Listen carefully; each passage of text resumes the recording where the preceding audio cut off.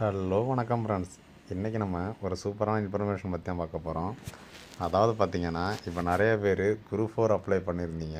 அதை நம்மளும் அது சம்மந்தமான வீடியோ நம்ம சேனலில் போட்டிருந்தோம். அதை பார்த்து நிறைய பேர் அப்ளை பண்ணி நிறைய சந்தேகம்லாம் கேட்டீங்க. நானும் கிளியர் பண்ணேன்.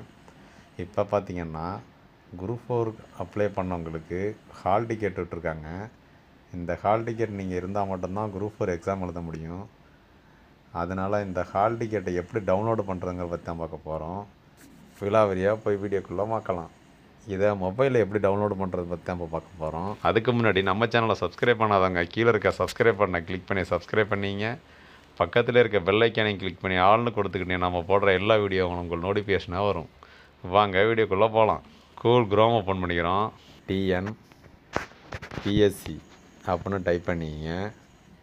டைப் பண்ணிக்கிட்டு என்டர் கொடுத்தீங்கன்னா ரெண்டாவது இருக்க பாருங்கள் டிஎன்பிஎஸ்சி எக்ஸாம்ஸ்ன்னு அதை கிளிக் பண்ணிங்க.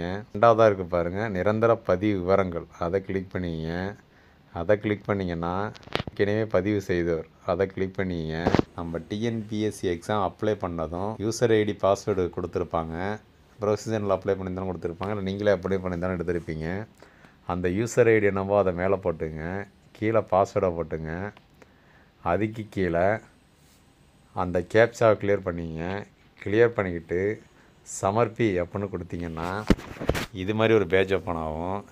இதில் ஸ்க்ரோல் பண்ணி கீழே பார்த்தீங்கன்னா டவுன்லோடு ஹால் டிக்கெட் அப்படின்னு இருக்கு பாருங்கள். அதை கிளிக் பண்ணிங்க. அதை கிளிக் பண்ணிக்கிட்டிங்கன்னா இந்த பேஜில் கடைசியாக இருக்கும் பாருங்கள் டவுன்லோடு ஹால் டிக்கெட்னு அதை கிளிக் பண்ணிங்க.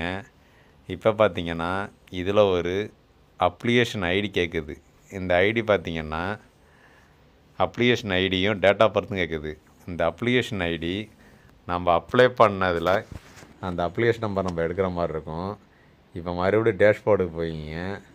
டேஷ்போர்டு போயிட்டு கீழே ஸ்க்ரோல் பண்ணிங்கன்னா ரெண்டாவதாக இருக்க பாருங்கள் கரண்ட் அப்ளிகேஷன் அதை போய் கிளிக் பண்ணுங்கள்.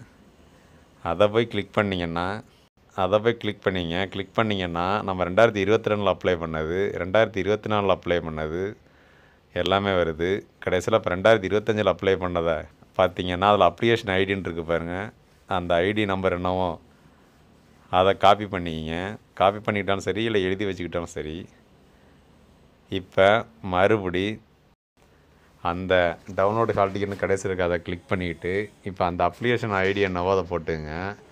அது கீழே அவங்க டேட் ஆஃப் பர்த் என்னவோ அந்த டேட் ஆஃப் பர்த்தை போட்டுங்க. டேட் ஆஃப் பர்த்தை போட்டுக்கிட்டு கீழே டவுன்லோட் அப்படின்னு கொடுத்தீங்கன்னா அவங்களோட ஹால் டிக்கெட் டவுன்லோட் ஆகிடுச்சு. இதை கண்டிப்பாக நம்ம எக்ஸாம் சென்டர் போகும்போது ஹால் டிக்கெட்டு கண்டிப்பாக நம்மளுக்கு தேவைப்படும். அதனால் இதை ஒரு பிரிண்ட் அவுட் போட்டு எடுத்து வச்சுக்கிங்க. நீங்கள் மொபைலில் டவுன்லோடு பண்ணதுனால இதை ஒரு ப்ரௌஸ் சென்டர் கூட நீங்கள் வாட்ஸ்அப்பில் சென்ட் பண்ணி பிரிண்ட் அவுட் போட்டுக்கலாம். அதுக்கேற்றால சேவ் பண்ணி வச்சுக்கிங்க. அவ்வளோதான் ஃப்ரெண்ட்ஸ். இவ்வளோ ஈஸியாக நம்ம ஹால் டிக்கெட் டவுன்லோட் பண்ணிக்கலாம் மொபைல்லையே. Okay friends, thank you.